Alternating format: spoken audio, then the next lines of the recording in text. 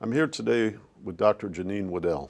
She's a professor of public policy at George Mason University and a social anthropologist. We're here to discuss her book, Unaccountable: How Elite Power Brokers Corrupt Our Finance, Freedom, and Security. It's published by Pegasus Books, and it's a rather harrowing tale about how philanthropy, governance, corporations, financial institutions, and academia all contribute to a corrupt dance which is leaving more and more people feeling like outsiders. Janine, thanks for being here today. It's my pleasure. Thank you for the invitation. Unaccountable. It sounds as if like the train has run away. It's off the tracks. How did you choose the title? Well, because what I've been seeing over the past few years reminds me of many of the things that I saw in Eastern Europe under communism. I see how unaccountability is built into so many of our big companies and government organizations. And just one quick example of what's been called structured unaccountability is this. So I had a credit card with Bank of America, and when I went to refinance my mortgage a few years ago, I discovered that my credit was bad. And I thought, why is my credit bad? Well, it turns out that Bank of America had tried to ruin my credit, or had ruined my credit score because of an unpaid bill for $13.69. But it so happens that I had canceled this credit card, and not only had I canceled it, I had the cancellation number, and I had the name and location of this person I spoke with when I canceled it, and I was told that there was a zero balance. So I went about trying to remedy the situation, and it took me, dozens of hours. I spoke with well over 20 people, Juan in Puerto Rico, Carol in Ohio, Jared in India, lots of different people in order to get this sorted out. And in fact, my mortgage person didn't think it could happen, didn't think I would ever get it sorted out. Well, what I learned in sorting this out is that the system is very siloized, and that if you're Carol in Ohio or Juan in Puerto Rico, you are trained to know just what is in your checklist. So you have 1 or 2 or 3 or 4 or 5 things that you know, and then, is there anything else I can help you with today, Rob? Yeah. And then you're on to the next person. So if you have a problem that is anything it is even a bit out of the ordinary, it's very difficult to maneuver.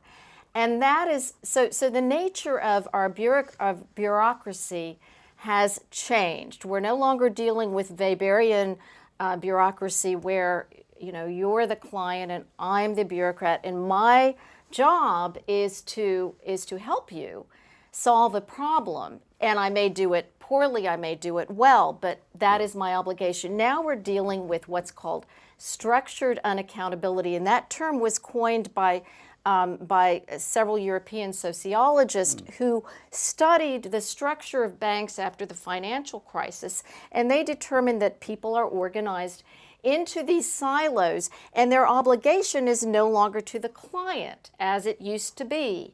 It is to the, let alone to the public, it is to the checklist. And so I slice and dice the mortgages and I sell them on to the next guy, not knowing what's in them exactly, who does exactly the same, sells them on, and so on it goes. So the problem is, and this is a product of several different developments, but not the least of which, of course, is the digital age. So we're in a system of structured unaccountability, whether we're talking about the way banks are organized, or whether we're talking about solving a problem that arises due to consumer credit. And in a system of structured unaccountability, you need people to connect the dots. And so inside elite influencers are those people who connect the dots. So that's why today's high flyers play multiple affiliations, play multiple roles. Some of them are overlapping, and it makes and they are unaccountable by conventional means. Why are they unaccountable? Because we, the public, have an information problem. I can't know whether that retired general who is sitting on a government accountability board, a government advisory board, and getting inside or privileged information in one of his roles, and in another role is advising a defense company, and in another role is setting up his own venture capital company. I can't know. We, the public, can't know whether he is using that information that he gets by virtue of his government role, government advisory board role, for use in these other roles. So, but the temptation is there. The temptation is there, and he is not necessarily unethical, but he is unaccountable because we, the public, have an information problem. The question then, these kinds of problems, like you mentioned, the digital age may have accelerated, but these kinds of problems of who's accountable, you alluded to the old school bureaucrat. People thought he has too much power. We have to make him more accountable. So Right. they break him into little departments. Exactly. In which case nobody's accountable in a holistic sense. Exactly. And in that void you described now, there's accountability at places that are not what you might call socially representative. And you can't get through the information veil. What you choose to police is chosen by people who are unaccountable. That's exactly right. The problem, again, the information problem, the people who control the information are also the ones who are branding it for the public. And of course, we're in an age where everything is branded. So they are the ones who are branding it for us. So we have no way of knowing, of course, whether they're just telling us what we want to hear, or whether they're telling us what might be in the public interest. So that's a key problem of our time. And it's so ironic because we're supposedly in the information age. Well, what happened to the old rough and tumble investigative reporter? Those were the people that unmasked these, the muckrakers and what have you. There's a whole history of that. Where are they today? Well, the problem is, and in the book, I have a whole chapter on the media, and I cite the studies by the Pew studies of the past few years that delve into this and chart practically month by month the decline in the number of journalists who are employed, and especially the number of investigative journalists who are employed. And even since we went to bed on this book about a year, less than a year ago, I know that things have changed even more. The number of investigative reporters has been gutted even more since the beginning of last summer. But it's not just the decline in investigative reporting per se. There are other factors that play into it. Another issue, or a key issue, is that where are these investigative reporters going? Where are these journalists going? They have, they're smart. They know how to put out a story. They know how to do PR. I have a lot of examples about how they're going to PR firms. So they're now on the other side.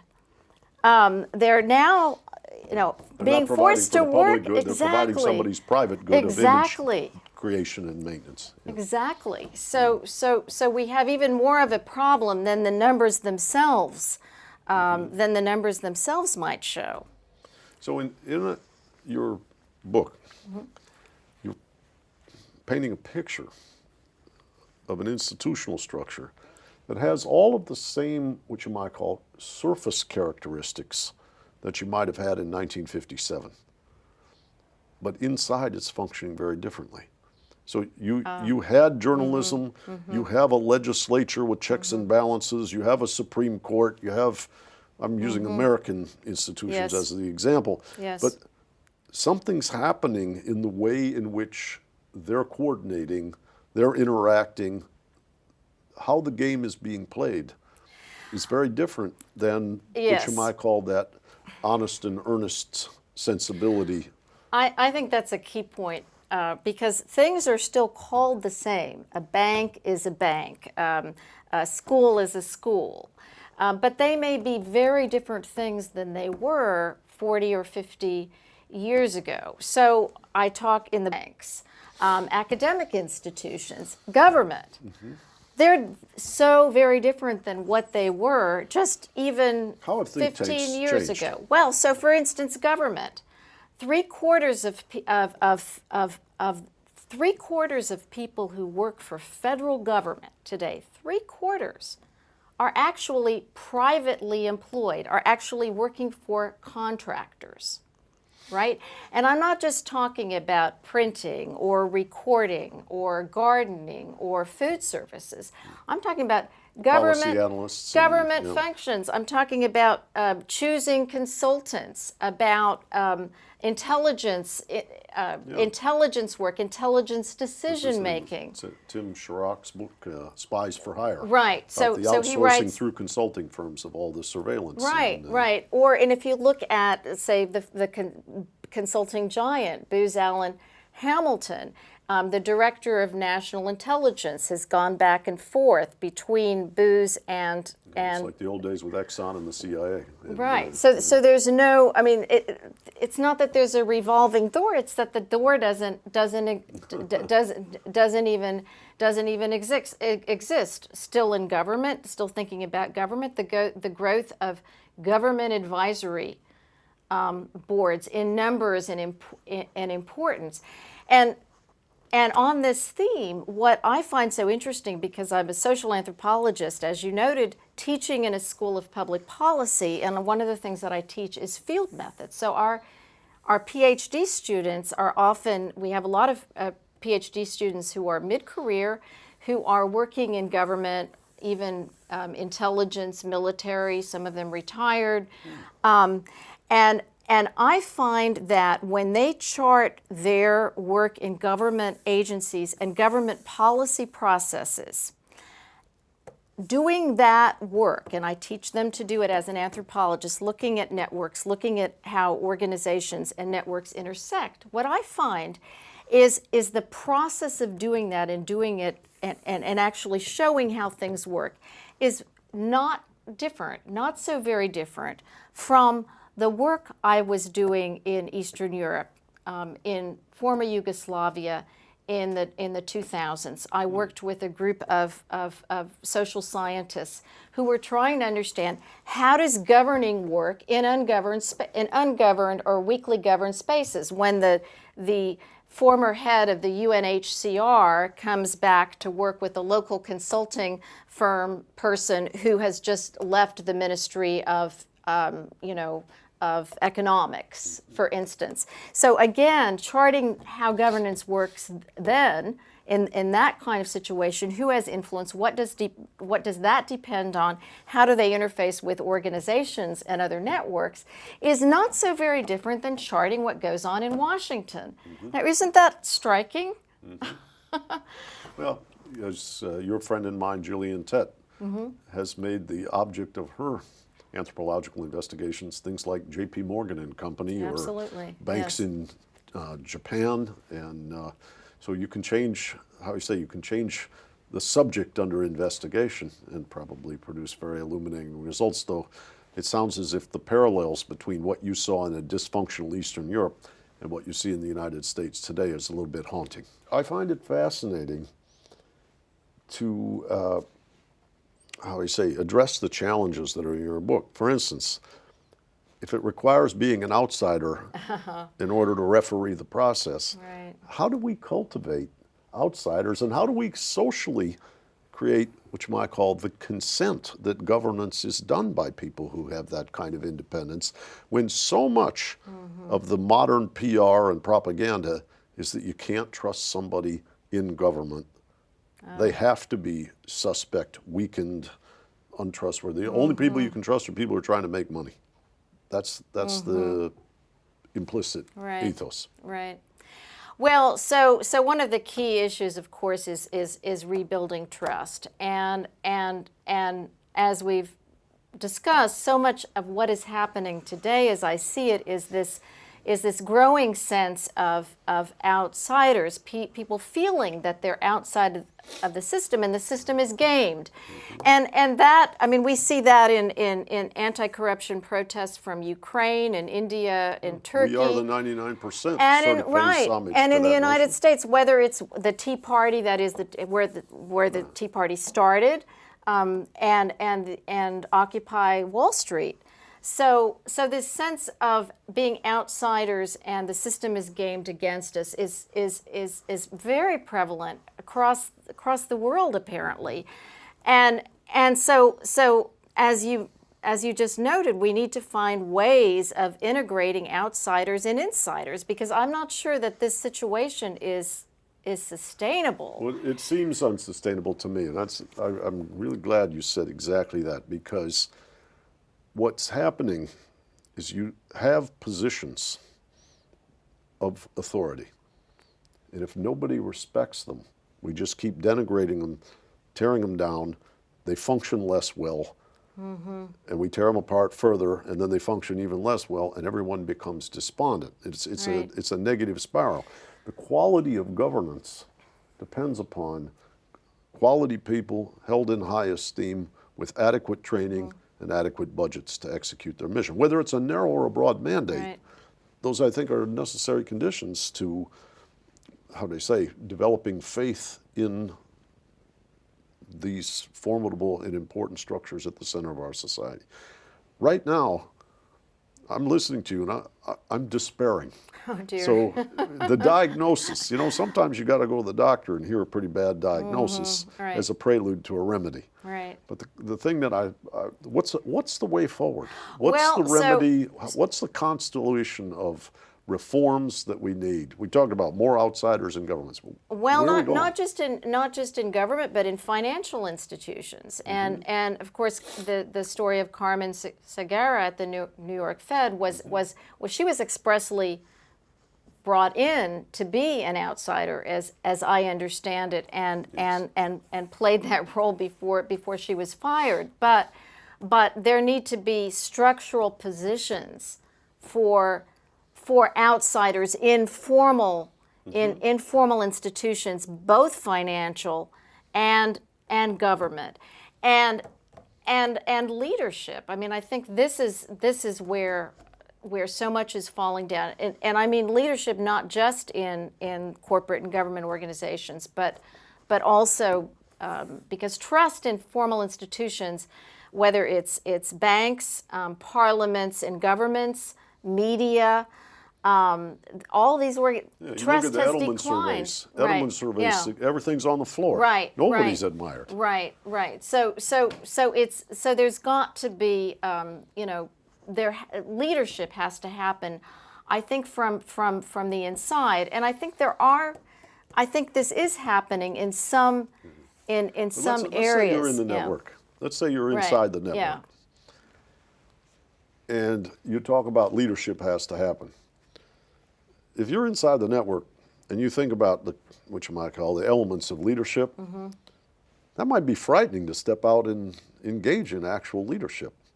Or you might feel like you're a romantic fool and be berated by your peer group. How do we spawn this leadership? Well, that's, again, I think this goes to the issue of people who can go both ways, who are outsiders and yet insiders, who are outside, who may be insiders but understand what the janitor or what the school teacher might think and